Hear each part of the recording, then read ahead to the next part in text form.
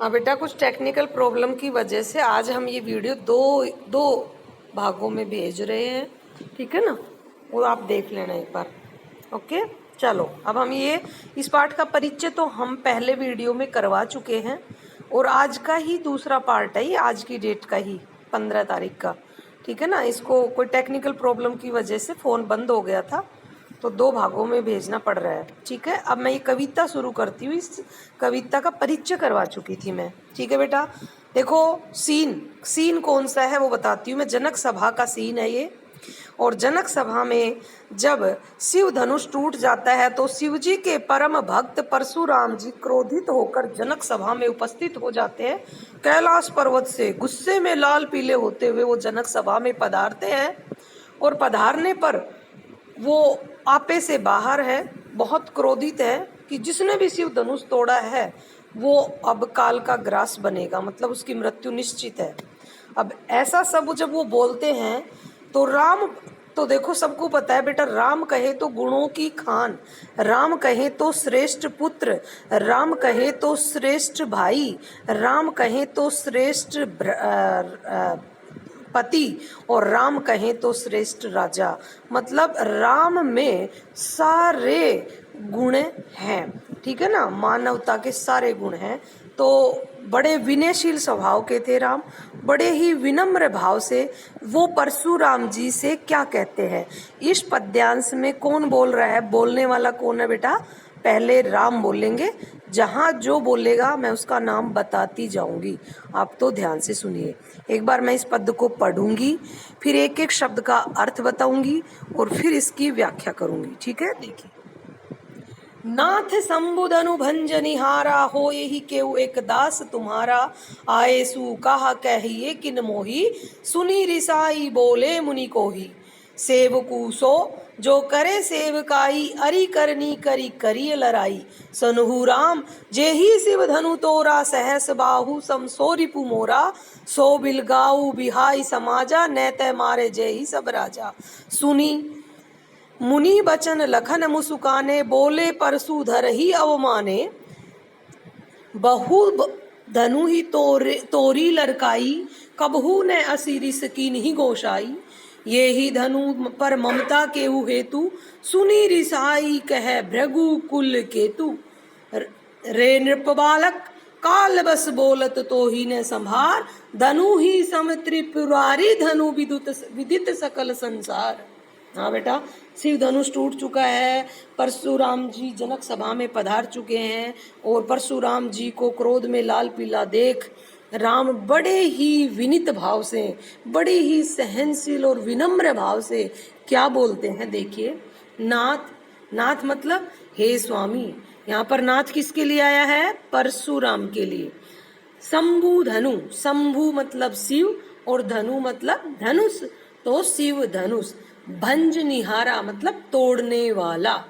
हो ये ही हो सकता है, केऊ कोई, एक एक, दास सेवक तुम्हारा आपका, ठीक है ना। आगे, आयसु आज्ञा, काह क्या है, कही है कहो, किन किन मोही मेरे लिए, सुनी सुनकर, रिसाई क्रोध में, बोले बोले, मुनि मुनि को ही क्रोधित होकर, मतलब गुस्से में बोले।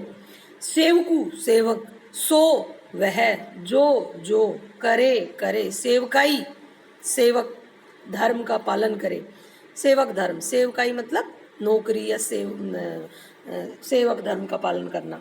अरि करनी, अरि मतलब होता है बेटा शत्रु, करनी मतलब जो शत्रु करता है, मतलब शत्रुता।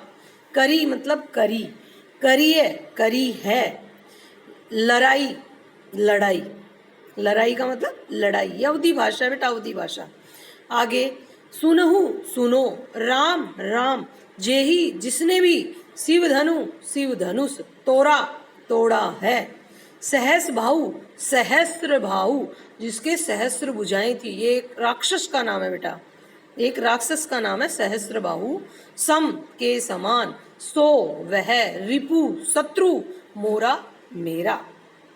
सो इसीलिए, बिलगाऊ अलग होकर, बिहाई समाजा, समाज को छोड़कर, ठीक है। न तो, नहीं तो, मारे, मारे, जह ही, जाएंगे, सब, सारे, राजा, राजा। सुनी, सुनकर, मुनि वचन, मुनि के वचन। बेटा अवधी और ब्रज भाषा में व को ब बोला जाता है, तो वचन, वचन। लखन, लक्ष्मण, मुस्कुराने, मुस्कुराने लगे, बोले, बोले, परसुधर ही, मतलब फरसे, परसुधरी मतलब फरसा, फरसा धारण कर रखा है, अवमाने, बिना कारण के ही, ठीक है। बहु, बहुत ज्यादा, धनु ही, धनुष, तोरी, तोड़े, लरिकाई, बचपन। लरिकाई का मतलब क्या होता है? लड़कपन। लरिकाई मतलब लड़कपन, और लड़कपन का ही पर्यायवाची क्या है? बचपन, ठीक है। कबहू, कभी भी, न, नहीं, असी, इस प्रकार का, रिस, क्रोध, किन्हीं, किया, गोसाई, मतलब गोसाई ब्राह्मण। गोसाई किसको कहते हैं बेटा? ब्राह्मण। हाँ, मतलब ब्राह्मण देवी, ऐसा क्रोध किसी ने नहीं किया। ये ही, इस, धनु, धनुष, पर, ममता, प्यार, के ही, किस कारण, हेतु, किस कारण है। के ही मतलब किस, हेतु मतलब कारण। सुनी, सुनकर, रिसाई, क्रोध में, कह, कहते हैं, भृंगु कुल केतु, भृंगु कुल की पताका या भृंगु कुल के केतु, ठीक है। भृंगु कुल की के तिलक, और कौन थे वो भृंगु कुल के तिलक? बेटा ये परशुराम का ही पर्यायवाची शब्द है। परशुराम के लिए ही दूसरा नाम रखा गया है भृंगु कुल केतु। ये भृंगु कुल में जन्मे थे। ओके, आगे। रे, हे, नृप बालक। नृप मतलब राजा होता है, और बालक मतलब बच्चा, राजा का बच्चा। और यहाँ पर राजा का बच्चा कौन था? अब इस टाइम देखो संवाद बदल चुका है। राम पहले बोल रहे थे, इस टाइम लक्ष्मण बोलेंगे। तो राजपुत्र, काल वश मतलब मृत्यु के वश में होकर, बोलत बोल रहा है, तो ही, तू, न, नहीं, संभाल, होश, तुझे होश नहीं है। धनु ही मतलब सभी धनुषों के, सम, समान, त्रिपुरारी धनु, शिव धनुष को समझ रहा, विदित जानता है, सकल, सारा, संसार, संसार। अब एक एक शब्द का मैंने मीनिंग भी बता दिया है, अब इसकी व्याख्या करेंगे। नाथ शंभु धनु भंजनिहारा, हे स्वामी, इस शिव धनुष को तोड़ने वाला। राम बड़े विनम्र भाव से परशुराम को बोलते, संबोधित करते हुए कहते हैं कि हे स्वामी, इस शिव धनुष को तोड़ने वाला, हो ही केहू एक दास तुम्हारा, कोई एक तुम्हारा दास ही हो सकता है। देखो बेटा, यहाँ नाथ शब्द, अब इसमें से ऑब्जेक्टिव क्वेश्चन कैसे बनाएंगे? एक तो मैंने कवि परिचय में से जिस कविता से रिलेटेड जितने भी ऑब्जेक्टिव्स बनते थे वो करवा दिए। दूसरा, यहाँ नाथ शब्द किसके लिए आता है, आया है कविता में, क्वेश्चन आंसर नीचे आएंगे तो उसमें यही पूछेंगे कि उपयुक्त पद्यांश में नाथ शब्द किसके लिए आया है, तो ये परशुराम के लिए आया है, ठीक है। शंभु धनु भंजनिहारा, हे स्वामी, शिव धनुष को तोड़ने वाला, होए ही केहू एक दास तुम्हारा, कोई तुम्हारा एक दास ही हो सकता है। और यहाँ दास कौन बता रहा है अपने आप को? यहाँ राम अपने आप को दास बता रहे हैं कि हे भगवान, हे स्वामी, शिव धनुष को तोड़ने वाला कोई और नहीं, ये एक दास तुम्हारा है जिसने ये शिव धनुष तोड़ा है। मतलब तो कोई तुम्हारा दास ही हो सकता है जो ये शिव धनुष तोड़ सकता है। आयसु, आज्ञा, काह कहिए किन मोही, मतलब मेरे लिए क्या आज्ञा है। अब वो परशुराम से आज्ञा मान रहा है, सजा मांग रहा है कि मेरे से शिव धनुष तो टूट गया, अब आप मुझे क्या आज्ञा देते हैं वो बताइए। मुनि रिसाई बोले मुनि को ही, ओ गुस्से में और क्रोधित होकर, गुस्से में भरकर, क्रोधित होकर, कौन बोले? मुनि, या मुनि शब्द किसके लिए आया है? परशुराम के लिए। परशुराम क्रोध में भरकर और गुस्से में भरकर क्या बोले? सेवकू सो जो करे सेवकाई, मतलब तू अपने आप को सेवक बताता है। हे राम, तू अपने आप को सेवक बताता है। सेवक तो वो होता है जो सेवा भाव का काम करे, जो स्वामी भक्ति दिखाए, और तूने तो मेरे स्वामी का शिव धनुष तोड़ा है, तो तू कहाँ से सेवक हो गया जो अपने आप को सेवक कह रहा है? तो सेवक तो वो होता है जो सेवा भाव का काम करे। अरि करनी करी करिए लड़ाई, तूने तो जो शत्रु काम करता है ना वो काम किया है। अरि करनी, तूने तो शत्रुता का काम करा है, और ये काम करके तूने लड़ाई का काम किया है। मतलब मेरा स्वामी है शिव जी और तूने शिव जी का धनुष तोड़ दिया, तो तूने तो शत्रुता का काम किया है और अपने आप को सेवक बता रहा है, इसलिए तूने तो लड़ाई का काम किया, तो युद्ध होगा युद्ध। सुनहु राम जय ही शिव धनु तोड़ा। अब कहीं ना कहीं परशुराम जी को जब राम का वो व्यवहार, विनम्र व्यवहार दिखा, राम जैसे सहनशील आदमी, कहीं ना कहीं परशुराम ने भी सोचा कि राम जैसा इतना विनयशील, इतना मतलब सहनशील बंदा है, वो शिव धनुष नहीं तोड़ सकता।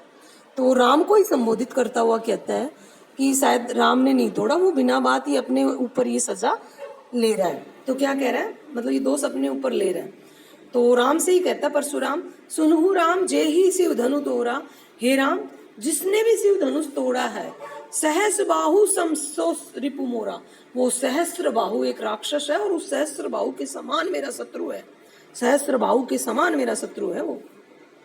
सो इसलिए बिलगाऊ बिहाई समाजा, इसलिए ये जो जितने भी राजा बैठे हैं ना, इस राजसभा को छोड़कर वो अलग हो जाए। क्यों कहते हैं, बेटा जो परशुराम जी है ना, ये क्षत्रिय कुल के विद्रोही है, विनाशक है। एक बार पूरी पृथ्वी पर से इन्होंने क्षत्रियों का नाश कर दिया था।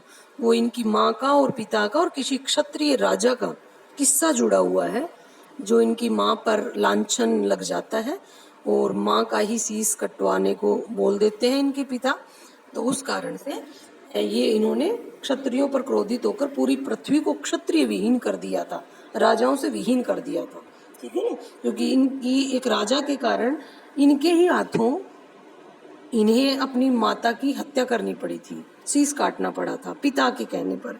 ठीक है ना, तो ये क्षत्रिय कुल का विद्रोही था। कौन? परशुराम। तो क्या बोला, सो इसलिए बिलगाओ बिहाई समाज, मतलब इस सभा को छोड़कर अलग हो जाए वो, नहीं तो मारे जय ही सब राजा, नहीं तो इस राज्य सभा में जितने भी राजा उपस्थित है ना, वो सारे राजा मारे जाएंगे।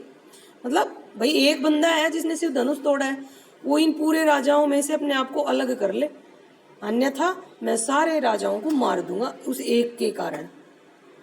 सुनी मुनि वचन लखन मुस्काने। अब लक्ष्मण को जब परशुराम की क्रोध भरी बातें सुनी तो उससे रहा नहीं गया, और लक्ष्मण थोड़े से उदंडी स्वभाव का था, उदंडी स्वभाव के थे। तो परशुराम जी के मुनि वचन, परशुराम के वचन सुनकर लक्ष्मण मुस्कुराने लगे। बोले परशुधर ही अवमाने, मतलब तू फरसा तूने फालतू में ही धारण कर रखा है, तेरी जो बोल रही है ना, तूने जो फरसा धारण कर रखा है ना, ये फालतू में ही धारण कर रखा है। तेरे बोल इतने पहने हैं, तो क्यों, जब तेरे पास इतने पहने बोल हैं, इतने कठोर शब्द हैं, तो तूने इतना कठोर शस्त्र क्यों धारण कर रखा है? वो मन ही मन में बोले। बहुधनु तोरे लड़काई, हे मुनि, हमने तो बचपन में, यहाँ अब बेटा संवाद चेंज हो चुका है, अब कौन कौन बोलेंगे, अब लक्ष्मण और परशुराम बोलेंगे। ठीक है, तो क्या बोलते हैं परशुराम जी, ना सॉरी लक्ष्मण जी, बहुधनु ही तोरी लड़काई, भाई हमने बचपन में बहुत धनुष तोड़े थे, कबहू ने ऐसी रिस कीनी गोसाई, और हमारे ऊपर, हे मुनि, हे गोस्वामी, हमारे ऊपर किसी ने इतना क्रोध नहीं किया। भाई बचपन में ऐसे तो न जाने हमने कितने धनुष तोड़े थे, लेकिन ऐसा गुस्सा तो हमारे ऊपर किसी ने नहीं किया। यही धनु पर ममता के हेतु तुम्हें इस धनुष पर इतना प्यार क्यों आ रहा है, मतलब तुम्हें इस धनुष से इतना प्रेम क्यों है? सुनी रिसाई कहे भृगुकुल को एक हेतु। परशुराम क्रोध में भर गए, किसकी बातें सुनकर? लक्ष्मण की। लक्ष्मण के वचन सुनकर परशुराम जी, यहाँ आप देखो ऑब्जेक्टिव क्वेश्चन में पूछ सकते हैं बेटा, वो उपर्युक्त पद्यांश में भृगु कुल केतु किसके लिए आया है? परशुराम के लिए। तो क्रोध में भरकर परशुराम बोले क्या? रे नृपबालक काल बस बोलत तो ही न संभार। हे राजपुत्र, तू मृत्यु के वश में होकर ऐसा बोल रहा है, तुझे होश ही नहीं है। धनु ही सम त्रिपुरारी धनु, मतलब तू सब धनुषों के समान ही सिर्फ धनुष को समझ रहा है। मतलब जैसे दूसरे धनुष हैं, तो क्या तू इस धनुष को उन दूसरे धनुषों के समान समझ रहा है? विदित सकल संसार, अरे इस धनुष के बारे में तो सारा संसार जानता है। मतलब तू सब धनुषों के समान इस धनुष को सोचने की भूल कर रहा है। ये धनुष क्या है, किसका है, इसके बारे में सारा संसार जानता है। ये पहला पद कंप्लीट हो चुका है बेटा आपका। नेक्स्ट करवाएंगे हम कल। कल जहाँ तक हो इसका इंट्रोडक्शन वगैरह सब करवा दिया, और कल फिर हम इसका लगभग पूरा पार्ट करवा देंगे। फिर हमारा एक टॉपिक बचेगा यूटी 3 का, और वो बचेगा रस। और रस में कल और परसों लगातार आपकी जूम क्लास, कल होगी बेटा आपकी, परसों नहीं होगी, कल आपकी जूम क्लास होगी, ठीक है ना।